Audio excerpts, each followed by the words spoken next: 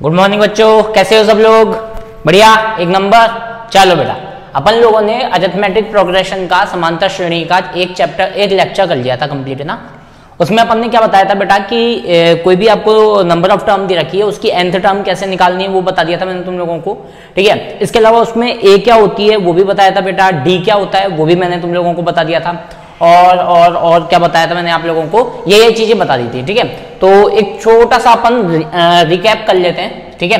मान लो suppose that अगर आपको किसी भी क्वेश्चन में ये बोल दिया कि आपके पास में कोई तो एक क्वेश्चन है और बोल दिया 7 देन 11 देन 15 और उसने बोल दिया कि ये आपकी एक एपी सीरीज है ना। क्वेश्चन में क्या गिवन है बच्चा कि ये आपकी एक एपी सीरीज है और इस एपी सीरीज का आपको क्या निकालना है, एक तो आपको इसका 9th टर्म निकालना है, एक इसका आपको 11th टर्म निकालना है और एक इसका आपको nth टर्म निकालना है, ठीक है। क्या क्या टर्म निकालना है, कौन कौन सा टर्म निकालना है बच्चा पार्टी? ए 9th बोले 9th टर्म निकालना है, इसके अलावा इसका 11th टर्म निकालना है क्या होगा, और इसके अलावा इसका nth टर्म भी आपको फाइंड आउट करना है कि इसका nth टर्म क्या होगा, ठीक है। कोई दिक्कत नहीं है।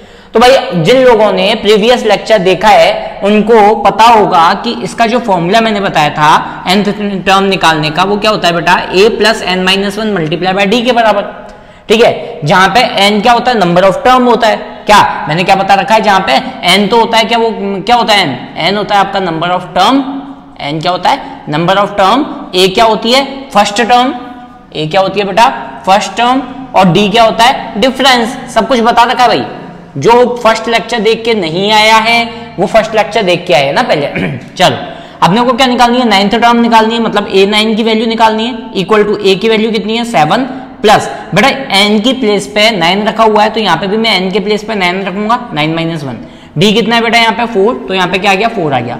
तो a9 इक्वल टू मेरे पास में क्या आ गया बच्चा 7 प्लस 9 माइनस 1 8, 8 मल्टीप्लाई बाय 4 कितना आ गया 32, तो आंसर कितना आ गया आपके पास में 39। मतलब इसके 9th प्लेस पे, मतलब इस सीरीज के 9th प्लेस पे जो वैल्यू आएगी ना बच्चा वो क्या होगी 39 के इक्वल होगी। बोलो आया नहीं आया समझ में, दिखाई तो दे रहा है ना, एक नंबर, कोई दिक्कत नहीं है ना। क्या आएगी बेटा उसकी वैल्यू 39 के इक्वलेट आएगी, कितने के इक्वलेट आएगी बेटा उसकी वैल्यू 39 के इक्वल। चलो ठीक है, अपन 11th टर्म निकालते हैं। तो 11th टर्म निकालने के लिए n की जगह 11 रखा, a प्लस n माइनस 1 मतलब 11 माइनस 1, और d कितना है आपके पास में d4 है, ठीक है। a की जगह क्या वैल्यू रखूं 7 प्लस 10 मल्टीप्लाई बाय 4, कोई दिक्कत नहीं है, देन 7 प्लस ये क्या बन गया 40, और आपके पास में जो 11th टर्म पे जो आएगा मतलब 11वें नंबर पे जो टर्म आएगा वो कितना होगा बेटा 47 के इक्वल होगा। बोलो कोई दिक्कत नहीं है। उसने बोला nth टर्म भी निकालो, अरे यार ये भी इजी है, क्या दिक्कत है। nth टर्म मतलब n के प्लेस पे n ही रहेगा, n के प्लेस पे n ही रखा तो a plus n minus 1 into D. a की वैल्यू कितनी है आपके पास में, a की वैल्यू आपके पास में 7, n की जगह पे n रखेगा और d की जगह पे क्या आएगा 4 आएगा। यहाँ पे क्या आ गया 7 प्लस 4n माइनस 4, 7 माइनस 4 कितना रह गया 3, 3 प्लस 4n, ये आ गया आपका कौन सा टर्म nth टर्म आ गया। तो इस तरीके से आपसे कोई भी टर्म पूछा जाए तो आप इजीली निकाल सकते हो, नहीं निकाल सकते? बोलो आया नहीं आया समझ में। तो आपसे कोई भी टर्म पूछा जाए, आप इजीली उसको क्या कर सकते हो बेटा फाइंड आउट कर सकते हो। अच्छा तुम्हारी बुक के अंदर एक छोटा सा क्वेश्चन है, तुम लोगों में से किसी ने मेरे को बोला कि सर ये क्वेश्चन बताया नहीं आपने, उसमें क्या कर रखा है a दे रखा है और d की वैल्यू दे रखी है, a की वैल्यू दे रखी है और d की वैल्यू दे रखी है। जैसे सपोज दैट a की वैल्यू उसने दे दी, मान लो कुछ भी दे दी 2.5 दे दी, और d की वैल्यू भी उसने कितनी दे दी 2 दे दी, और वो बोल रहा है कि AP बनाओ, क्या बनाओ AP बनाओ इसकी। अरे यार अरे भाइयों अगर a की वैल्यू दे दी और d की वैल्यू दे दी और AP बनानी है तो कहाँ दिक्कत है। आप लोगों को ये चीज तो पता है ना, फर्स्ट टर्म क्या होती है a होती है, तो ये बन गई a। सेकेंड टर्म क्या होती है a plus D, second term यही बताया था ना मैंने, क्या होती है a प्लस डी, तो 2.5 प्लस 2 कितना हो गया 4.5। नेक्स्ट टर्म क्या होगी वही दिस वन प्लस डी, बताया था ना a2 equal to a1 plus D, a3 equal to a2 plus D, a4 equal to a3 plus D, तो d ऐड करते जाओ 6.5 देन 8.5, तो इस तरीके से AP बनती जाएगी। बोलो आया नहीं आया समझ में, ठीक है। तो ये तो मैंने पूरी रामायण बताई थी बेटा तुम लोगों को कल की, ठीक है। ये पूरी रामायण कौन सी थी जो मैंने कल के लेक्चर में आप लोगों को बताई थी। आज अपन कुछ देखो, आज अपने पास में बेसिक नहीं है, क्वेश्चन अपन लेंगे, है ना। बेसिक तो खत्म हो चुका है मान लो, ठीक है। बेसिक में तो एक छोटी सी चीज और आने वाली है, वो छोटी सी चीज और आ जाए उसके बाद में बेसिक खत्म होगा, है ना, सम ऑफ n नंबर्स। उसके अलावा कुछ भी बेसिक नहीं है, केवल एक फॉर्मूला इसके अंदर, ठीक है, जो मैं तुम लोगों को कल बता चुका हूं, है ना। अब अपन इसमें अलग अलग तरीके के क्वेश्चंस करेंगे कि क्वेश्चंस कौन कौन से होते हैं और किस किस तरीके के क्वेश्चंस इसमें बन सकते हैं, ठीक है, वो चीज अपन देखेंगे बस, ठीक है। अच्छा चलो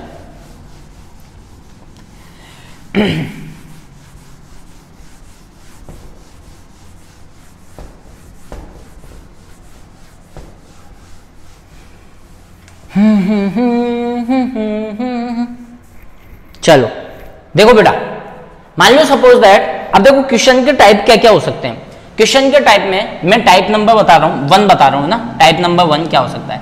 देखो वैसे तो कल जो मैंने क्वेश्चंस लिए थे वो भी हो सकते हैं कि आपको कोई भी एक क्वेश्चन दे देगा, कोई भी आपको एक एपी दे देगा और एपी देने के बाद में वो क्या बोलेगा, एपी देने के बाद में बोलेगा इसका 6th टर्म निकालो या 7th टर्म निकालो या 9th टर्म निकालो। वो तो टाइप नंबर खत्म हो गए ना, वो तो एक तरीके का टाइप हो गया। ठीक है, आज अपन बात करेंगे कि कुछ इस तरीके के क्वेश्चन वो आपको दे, लाइक मैं लिख के दे देता हूं आपको, how many 2 digit number, how many 2 digit number divisible by 4। कुछ इस तरीके का पैटर्न आ जाए आपके पास में क्वेश्चंस में, क्या कुछ इस तरीके का पैटर्न आ जाए। कैसा पैटर्न आ जाए बेटा, कुछ इस तरीके का पैटर्न आ जाए कि how many 2 digit number divisible by 4, या how many 3 digit number divisible by 6, या हाउ मेनी 4 डिजिट नंबर, मतलब कुछ इस तरीके का पैटर्न आ जाए। तो इस तरीके के पैटर्न को आपको क्या करना है, तो बेटा जब जैसे आप ये क्वेश्चन देखोगे तो आप समझ जाओगे कि ये एक एपी का क्वेश्चन है। अब एपी का क्वेश्चन है तो आपको इसको क्या करना बेटा, करना पड़ेगा बेटा, सॉल्व करना पड़ेगा। तो सॉल्व करने के लिए आपको क्या करना पड़ेगा, यहाँ पे सॉल्व करने के लिए आपको एपी बनानी पड़ेगी।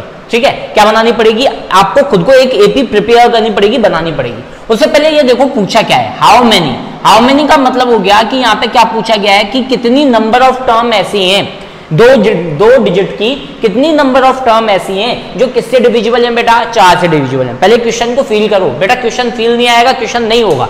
मैंने क्या बोला, क्वेश्चन क्या बोल रहा बच्चा, how many 2 digit number is divisible by 4, कितनी 2 डिजिट की ऐसी संख्याएं हैं जो 4 से डायरेक्टली डिविजिबल हैं, जो 4 से क्या है बेटा, डिविजिबल है। अच्छा कोई दिक्कत नहीं है। अब एक बात बताओ, पहले ये सोचो कि 2 डिजिट की संख्याएं कहां से स्टार्ट होती हैं। तो मुझे ये चीज पता है कि जो 2 डिजिट की संख्याएं होती है ना बेटा, वो 10 से स्टार्ट होती हैं और टर्मिनेट कहां पर होती है, 99 पे खत्म होती हैं। क्योंकि यार 10 से पहले तो 9 1 डिजिट का है और 99 के बाद में 100 3 डिजिट का आ गया। मतलब 2 डिजिट के नंबर, पहले तो ये समझो कि 2 डिजिट के नंबर कहां से कहां तक आएंगे, 10 से 99 तक आएंगे, 10 से 99 तक आएंगे। ठीक है, कोई दिक्कत नहीं है। अच्छा, तो उसने बोला कि 2 डिजिट के नंबर हो, 2 डिजिट के नंबर हो और वो नंबर 4 से डिविजिबल होने चाहिए। भाई एपी उसी की बनेगी जो 4 से डिविजिबल हो। ठीक है, कोई दिक्कत नहीं है। तो 4 से डिविजिबल होने वाला क्या 10 में 4 का डिवीजन जा सकता है, नहीं जा सकता। 11 में जा सकता है, नहीं जा सकता। 12 में तो जा सकता है, बिल्कुल। इसका मतलब 10 से लेके 99 में, 10 से लेके 99 में जो पहली संख्या होगी, जो 2 नंबर की भी होगी और 4 से डिविजिबल भी होगी, क्या जो 2 डिजिट की भी होगी और 4 से डिविजिबल भी होगी, वो कौन सी संख्या होगी बेटा, 12। 12 के बाद में कौन सी होगी, 16। 16 के बाद में कौन सी होगी, 20। बोलो चीज आ रही है नहीं आ रही है समझ में। डॉट डॉट डॉट डॉट, ये बन गई आपकी एपी। ये क्या बन गई बेटा, आपकी एपी। ठीक है, 99 ये वाली चीज भी देख लो। 99 लास्ट कौन सा टर्म होगा जो 4 से डिविजिबल होगा। अब ध्यान से देखो 4 से अपन इसको डिवाइड देते हैं तो 4 दूनी 8, तो यहाँ पे मेरे पास में आया 1, 4 4 जा 16, तो यहाँ पे मेरे पास में बचा 3।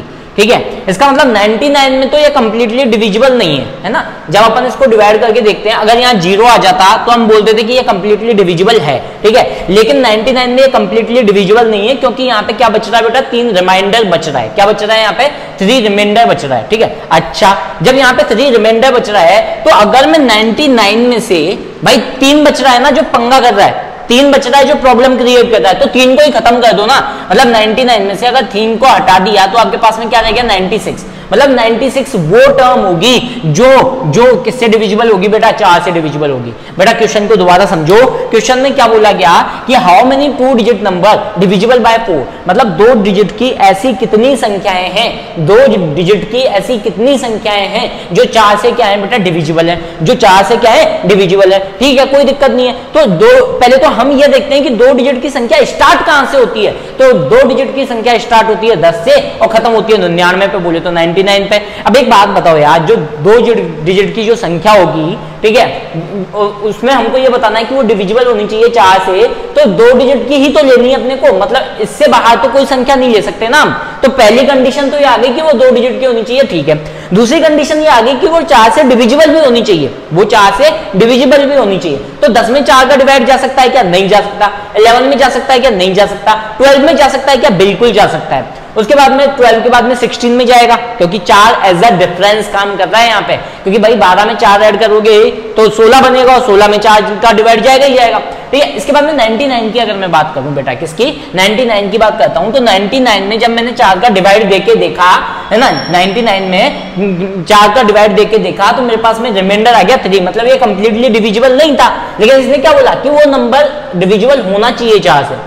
रिमाइंडर 3 आ रहा था, प्रॉब्लम ये क्रिएट कर रहा था, हमने 99 में से उसी को निकाल दिया और 96 लेके आ गए। मतलब ये एक तरीका है जिससे आप फाइनल टर्म निकाल सकते हो, बोले तो लास्ट टर्म निकाल सकते हो। क्या निकाल सकते हो बेटा? ये आपकी जो टर्म होती है ना, मतलब एपी के सबसे फाइनल में जो टर्म आती है उसको अपन लास्ट टर्म बोलते हैं। क्या बोलते हैं बेटा? उसको अपन लास्ट टर्म, तो वो निकाल सकते हो। अब आपके पास में बन गई एपी। क्या बन गई बेटा? अब आपके पास में बन चुकी है एपी, ठीक है, जिसमें ये A है, ये A1 है, वो सॉरी A2 है, ये A3 है, और ये लास्ट में आ रहा है ना, तो ये कौन सी टर्म हो गई? ये AN है भाई, ये लास्ट में आई है, क्योंकि 96 है लास्ट में आई है, इसका मतलब ये क्या हो गई? लास्ट टर्म हो गई। चलो ठीक है, अब फॉर्मूला क्या बोलता है मुझे? फॉर्मूला बोलता है AN equal to A plus N minus 1 multiply by D, ठीक है। AN की वैल्यू कितनी है? 96, A की वैल्यू कितनी है? 12 प्लस N माइनस 1, भाई N तो मुझे पता करना है ना, हाउ मेनी टर्म पूछा है ना, कि ऐसी कितनी टर्म है जो 4 से डिविजिबल हो, तो N तो मुझे फाइंड आउट करना है। D की वैल्यू कितनी आ गई? 4 आ गई। अरे यार देख लो ना, D की वैल्यू 4 आएगी।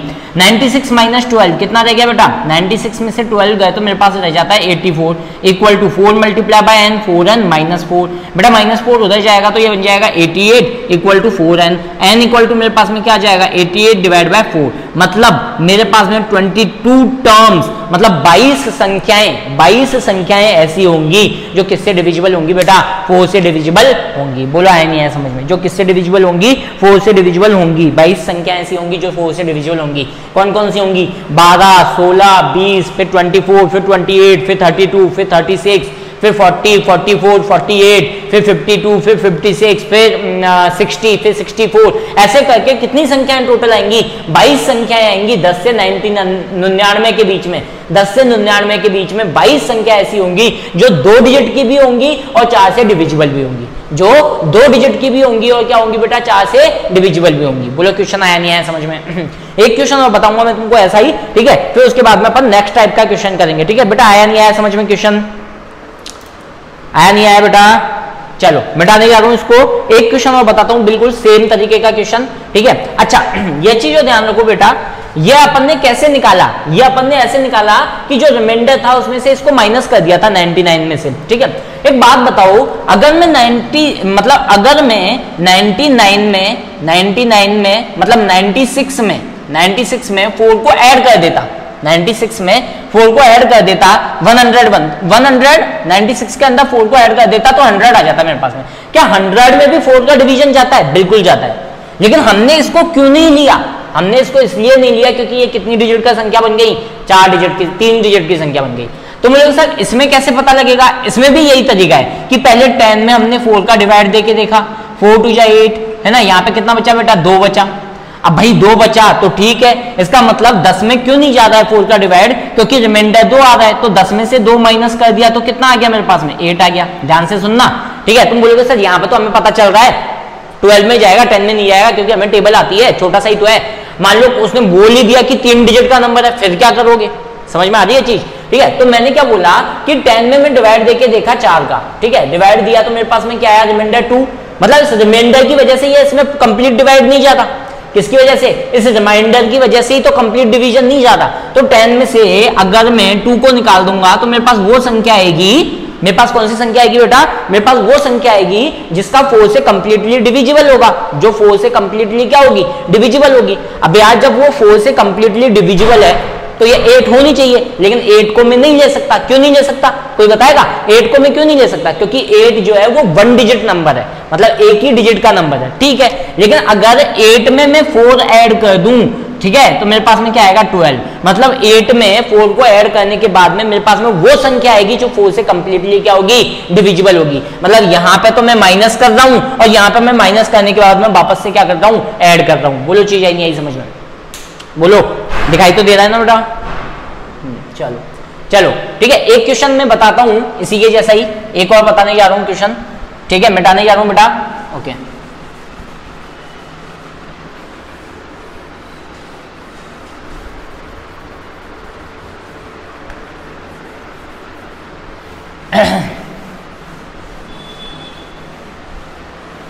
चलो मेरे से उसने ये बोला क्वेश्चन में बेटा, how many 3 digit number, how many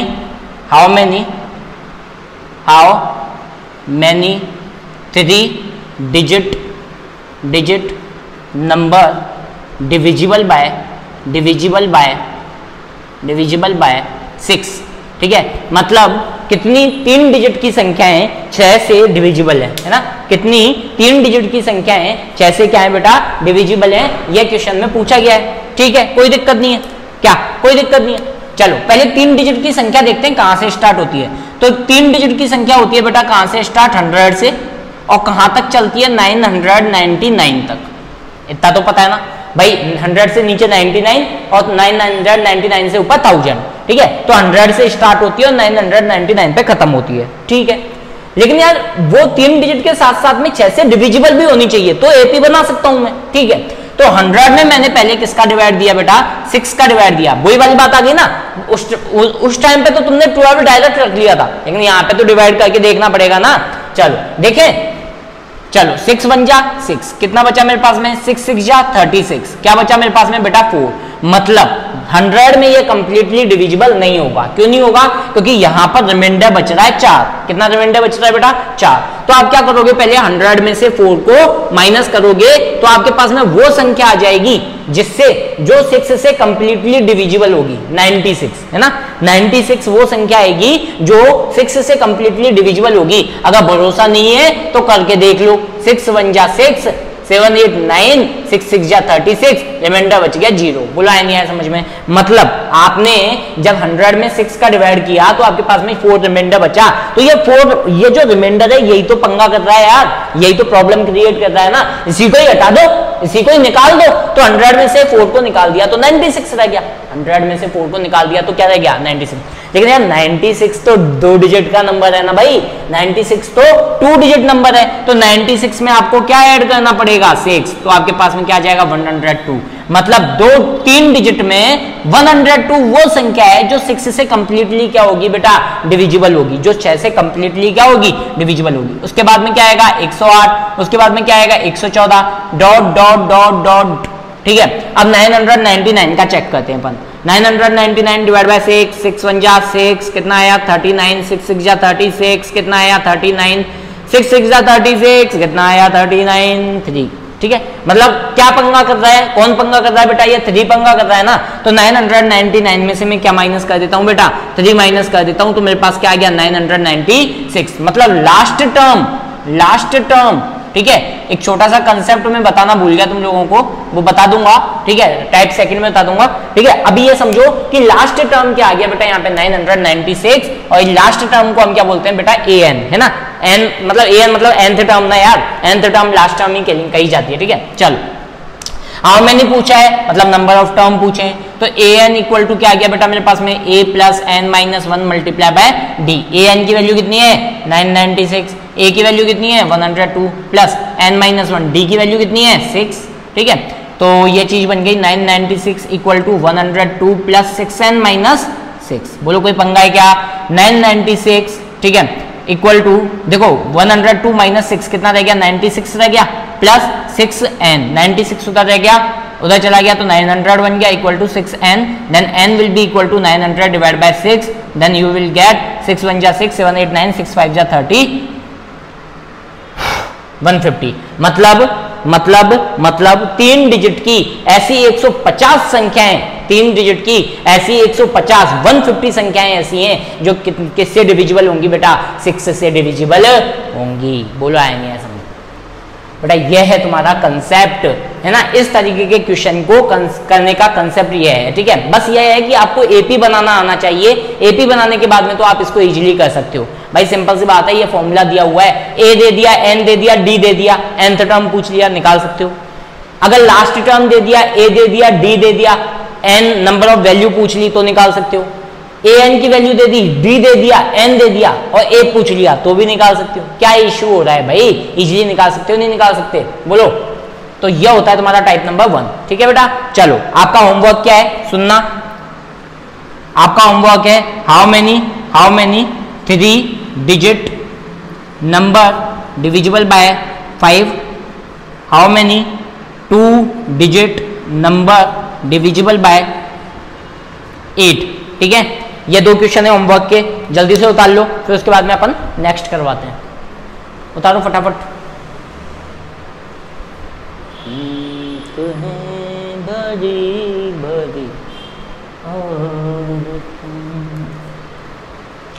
मुस्कुराने, चलो मिटाने जा रहा हूं। 1 2 3 डन।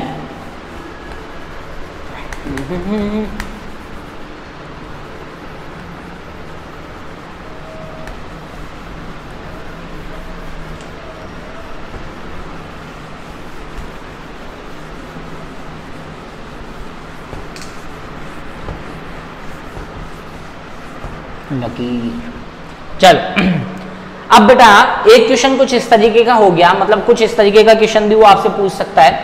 मान लो सपोज दैट उसने क्वेश्चन में आपको दे दिया क्या कि क्या क्वेश्चन दे दिया बेटा कि आपको एक क्वेश्चन दे दिया, टाइप नंबर सेकंड बता रहा हूं मैं, है ना। टाइप नंबर सेकंड क्या है बेटा, सुनना ध्यान से, कि 5th term of an AP लिख रहा हूं मैं यहां पे, है ना। 5th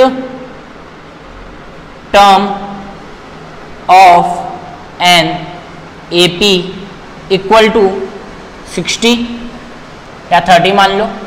5th term of an AP is 30 and 9th term of an AP equal to 54, है ना। कोई तो आपके पास में एपी है और उस एपी का 5th टर्म जो है वो तो 30 के इक्वल है। उस एपी का 5th टर्म तो क्या है बेटा 30 के इक्वल है, और उस एपी का जो 9th टर्म है ना वो 54 के इक्वल है। और यहां पे उसने क्या बोल दिया, फाइंड 19th टर्म, इसका 19th टर्म निकालो कि 19th टर्म क्या होगा। अब तुम बोलोगे सर यहाँ पे तो ना तो ए दिया इसने, ना डी दिया, कुछ भी नहीं दिया, कैसे निकालें। भाई बहुत आसान, बहुत ईजी है ना, इजीली ये निकल सकता है, कोई दिक्कत वाली बात नहीं है इसमें भी। चलो देखते हैं। कोई भी एक एपी है, ये तो बोल दिया उसने कोई एक एपी है, उसका 5th टर्म 30 है, इसको लिखेंगे कैसे बेटा। तो अकॉर्डिंग टू क्वेश्चन मैं इसको कैसे लिखूंगा, according to question A5 equal to 30। भाई यही तो दे रखा है उसने, मतलब उसने ये बोला कि 5th टर्म 30 है तो A5 इक्वल टू 30, यही चीज तो दे रखी है। बोलो है नहीं है समझ में। A5 की वैल्यू कितनी दे रखी है आप लोगों को, 30 दे रखी है, नहीं दे रखी है, यही तो बोला था 5th term of an AP मतलब A5। भाई आप A5 को क्या बोलोगे, आप A5 को यही तो बोलोगे 5th टर्म, ठीक है। चलो हमें यह चीज पता है कि an equal to a plus n minus 1 into d होता है ना। यहाँ पे n के प्लेस पे 5 है तो n के प्लेस पे मैंने 5 रखा। बोलो सही है गलत है। भाई an के प्लेस पे 5 है तो A5 है, तो A5 की वैल्यू क्या हो गई, a plus 5 minus 1, a plus 5 minus 1 multiply bye D. भाई मुझे a नहीं पता, मुझे d नहीं पता, मुझे तो n पता है, n 5 है तो यहाँ पे मैंने 5 रख दिया। अब एक बात बताना, ये चीज क्या बन गई बेटा, A5 equal to a plus 4d, है ना। एक बात बताना, A5 की वैल्यू तो 30 है नहीं है भाई, A5 की वैल्यू तो 30 है, तो यहाँ पे मैं क्या ये लिख सकता हूँ क्या कि a plus 4d will be equal to 30, equation number 1। बोलो बताओ बेटा। भाई A5 की वैल्यू तो उसने 30 दे ही रखी है ना। अगर मैं A5 की जगह ऐसे लिख दूं, A5 की जगह ऐसे लिख दूं a प्लस एन माइनस 1 मतलब 5 माइनस 1 इंटू डी, ठीक है, इक्वल टू 30, तो कोई इशू है क्या, कोई दिक्कत है क्या। भाई A5 को अगर मैं a plus 5 minus 1 into D लिख दूं तो कोई इशू है क्या, बोलो। तो हमने यहां से एक इक्वेशन निकाल ली, a plus 4d equal to 30। अब उसने दूसरी टर्म में क्या बोला, अकॉर्डिंग टू अनदर लाइन वो बोल रहा है कि 9th टर्म जो है ना वो बेटा वो 56 है, इसकी जो 9th टर्म है वो क्या है 56 नहीं 54 है। 9th टर्म जो है वो क्या है 54 है। ठीक है, तो 9th टर्म की जगह क्या मैं ये लिख सकता हूं कि a9 will be equal to a plus 9 minus 1 into d होगा। बोलो भाई a9 equal to a plus 9 minus 1 into भाई a plus n minus 1 into d होता है ना, n के प्लेस पे क्या है 9 है, तो a9 equal to a plus n minus 1 d हो गया। चलो इसका मतलब a9 के प्लेस पे अगर मैं 54 लिख दूं तो 54 equal to a plus 8d बन जाएगा नहीं बन जाएगा, मतलब यहां से a plus 8d equal to 54 बनेगा नहीं बनेगा। ये हो गई इक्वेशन नंबर सेकंड। बोलो यहां तक चीजें समझ में आई नहीं आई? अब यार आपको दो इक्वेशन को सॉल्व करने का तरीका तो आता है? आपको दो इक्वेशन को सॉल्व करने का तरीका तो मैंने सिखाया है। किसके अंदर? Linear equation in two variable के अंदर। देख लो मर्ज हो गई एक्सरसाइज, इसलिए बोलता हूं एक्सरसाइज सारी पढ़ के आओ। ठीक है, तो ये और ये दो इक्वेशन है, तो by solving equation 1 and 2, equation 1 को और 2 को क्या करो सॉल्व करो।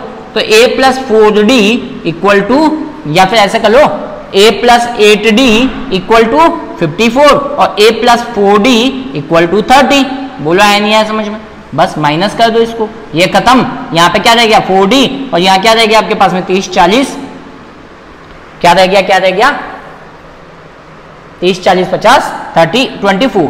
तो यहां से d की वैल्यू क्या आ जाएगी बेटा आपके पास में 6। d की वैल्यू क्या आ गई 6 आ गई। बोलो आया नहीं आया समझ में? d की वैल्यू क्या आ गई 6 आ गई। पुट वैल्यू ऑफ d, देखो linear equation in two variable का कंसेप्ट आ गया। अब इसमें put value of d in equation 1 में मैं इसको पुट करता हूं तो मेरे पास वैल्यू क्या बनेगी a plus 4d equal to 30।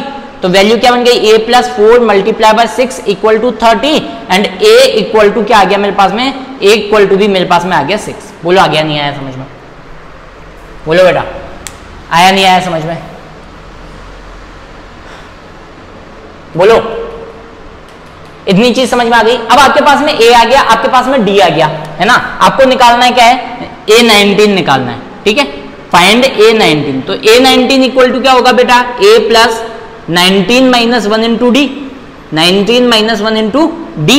a19 मुझे फाइंड आउट करना है। a की वैल्यू 6 हो गई, यहाँ 18 आ गया और d की वैल्यू भी कितनी हो गई 6 हो गई। तो ये बन गया 6 प्लस 6 8 जाए 48 10, तो ये बन गया कितना 140। बोला है नहीं समझ? मतलब 19th नंबर पे जो चीज आएगी वो क्या होगी 148 के इक्वल होगी। बोला है नहीं आया समझ में बेटा? तो भाई मैं पहले भी बोल रहा हूं बेटा, हर चीज में कैलकुलेशन बहुत ज्यादा नेसेसरी है। कैलकुलेशन नहीं आया तो कुछ नहीं आया मैथमेटिक्स में। ठीक है, linear equation in two variable का मेथड आ गया इसमें आगे की तरफ। ठीक है, यहां तक आपका एपी था, उसके बाद में लीनियर इक्वेशन आ गया, फिर वापस यहाँ पे एपी स्टार्ट हो गई। ठीक है, तो मैथमेटिक्स में हर चीज क्या होती है बेटा कंबाइंड होती है ना। तो कोई भी चीज आपको छोड़नी नहीं है, कोई भी चीज छोड़नी नहीं है। और 10th तक तो बिल्कुल ही नहीं छोड़नी यार, क्यों? क्योंकि ये बेसिक है पूरा। ठीक है, तो देखो दोबारा समझ लो इसको। उसने क्या बोला बेटा कि आपके पास में कोई तो एक एपी है जिसकी 5th टर्म कितनी है 30 है। ठीक है, और उसकी 9th टर्म जो है वो कितनी है 54 है। 19वीं टर्म निकालो। अब मुझे ये पता है कि 5th टर्म दे रखी है, मतलब a5 की वैल्यू दे रखी है कितनी 30। किसकी वैल्यू दे रखी है बेटा? a5 की वैल्यू दे रखी है। कितनी दे रखी है 30 दे रखी है a5 की वैल्यू। ठीक है, a5 को क्या मैं a प्लस 4d लिख सकता हूं? सिखाया था ना मैंने। a5 को क्या मैं a प्लस 4d लिख सकता हूं? सिखाया था ना मैंने भाई, कल फॉर्मूला निकालना बताया था आप लोगों को। तो a5 को मैं a प्लस 4d लिख सकता हूं। कैसे लिख सकता हूं वो भी मैंने यहां लिख दिया। आप डायरेक्टली भी अगर a प्लस 4d लिख दोगे तो भी कोई इशू नहीं है। तो a प्लस 4d, a5 की वैल्यू की जगह में a प्लस 4d लिख दूं और a plus 4d equal to हो जाएगा 30। ऐसे ही a9 की जगह a प्लस 8d लिख सकता हूं, बिल्कुल। तो a plus 8d equal to 54। इन दोनों इक्वेशन को क्या मैं सॉल्व कर सकता हूं? बिल्कुल। यहां से मेरे पास d की वैल्यू आ गई। जब मेरे पास कोई एक वैल्यू आ जाती है तो पॉलिनोमियल का लेक्चर नंबर फर्स्ट देखना, अगर जिसने नहीं देखा हो तो। सॉरी, पॉलिनोमियल नहीं, linear equation in two variable का लेक्चर नंबर फर्स्ट देखना अगर आपको ये चीज नहीं आती है तो। ठीक है, तो आप क्या करोगे, आप इस वैल्यू को किसी भी एक इक्वेशन में पुट कर दो। जब किसी भी एक इक्वेशन में पुट करोगे तो किसकी वैल्यू आ जाएगी? आपके पास में a की वैल्यू आ जाएगी। अब आपको a पता है, आपको d पता है। अरे यार, जब a और d दोनों आ गए तो आप सब कुछ निकाल ही सकते हो ना, फिर तो AP बना ही सकते हो, फिर तो कोई इशू ही नहीं है। बोलो है नहीं है समझो? बोलो बच्चा, यहां तक चीजें समझ में आई नहीं आई? क्लियरली बताओ। अच्छा बताओगे तो कहां से ही? चलो मिटाने जा रहा हूं बेटा, है ना। अच्छा मिटाने जा रहा हूँ 1 2 3 4 1 2 3 4 डन।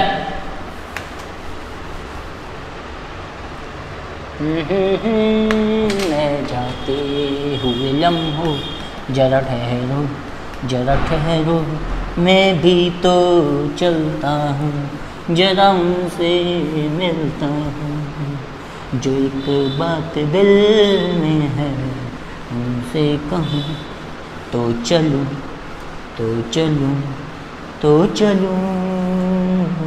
चलो है ना।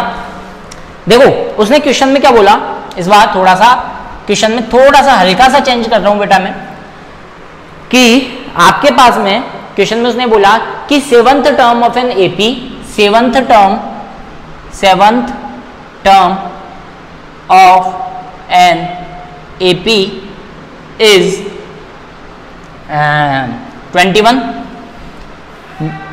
and 11th term of an AP, 11th term of an AP is 6 more than 9th term। अब ये बन गया लैंग्वेज वर्ड प्रॉब्लम वाला क्वेश्चन।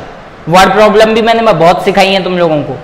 वर्ड प्रॉब्लम जिसने कर ली वो इसको निकाल जाएगा क्वेश्चन को। जिसने वर्ड प्रॉब्लम वाले लेक्चर नहीं देखे, 3 लेक्चर लिए हैं मैंने शायद उसके ऊपर, जिसने वर्ड प्रॉब्लम वाले लेक्चर नहीं देखे समझ जाना कि भाई साहब उसकी जिंदगी अंधकार में है। किस में है? अंधकार में है, घोर अंधेरे में है उसकी जिंदगी, है ना।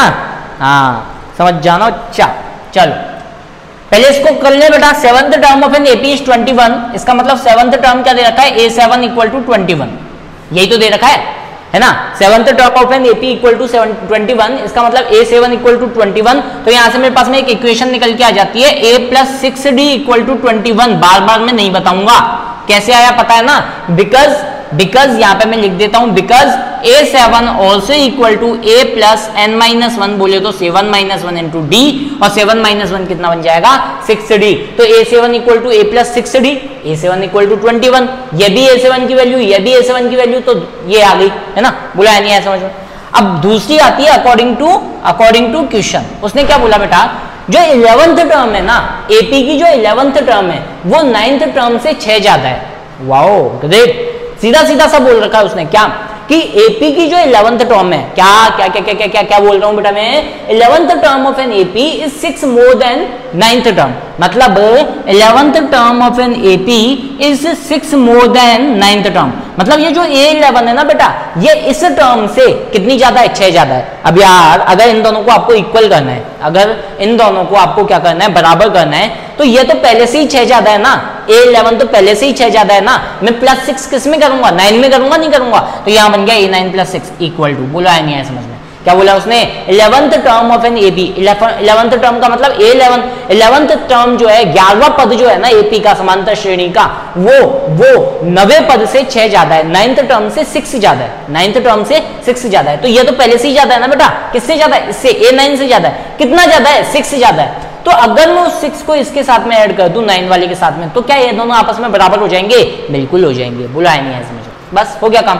A11 को क्या मैं A प्लस 11 - 1 इंटू डी लिख सकता हूं, और A9 को क्या मैं A प्लस 9 - 1 इंटू डी लिख सकता हूं? अरे फॉर्मूला याद करो ना यार, A plus n - 1 into D plus 6। अब देखो ये चीज क्या बन गई आपके पास में? A plus 10D equal to ये चीज क्या बन गई? A प्लस 8D प्लस 6, है ना। अब मैं अब की बात से मैं डायरेक्ट लिखा करूंगा A11 A plus 10D, A9 A plus 8D, A6 A plus 5D, A99 A plus 98D, है ना।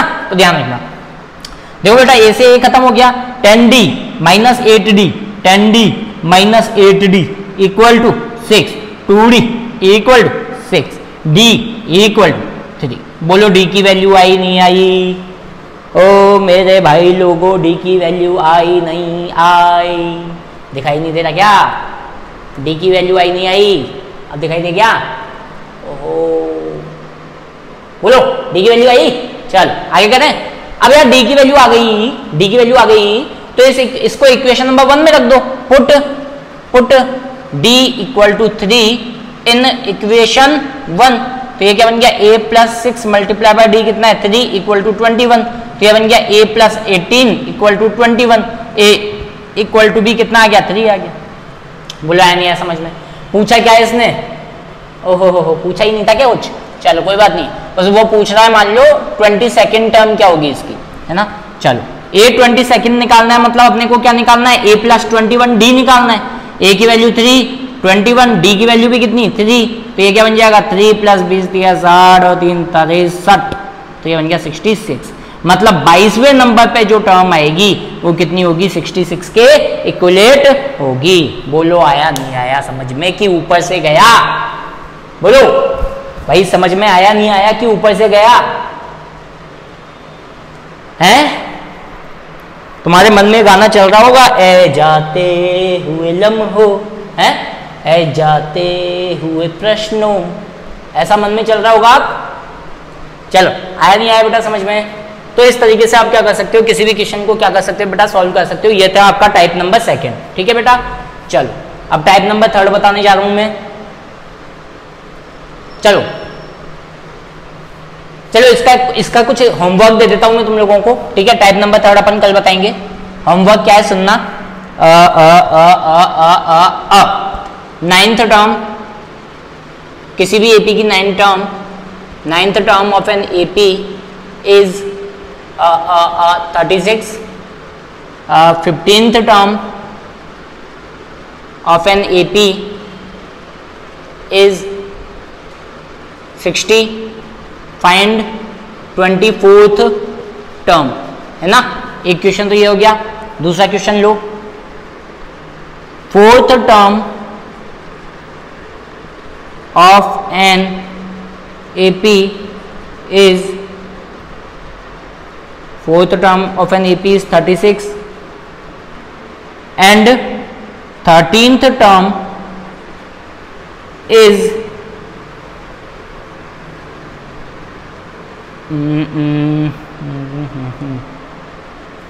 4th term of an AP is 36 and 13th term is 18 more than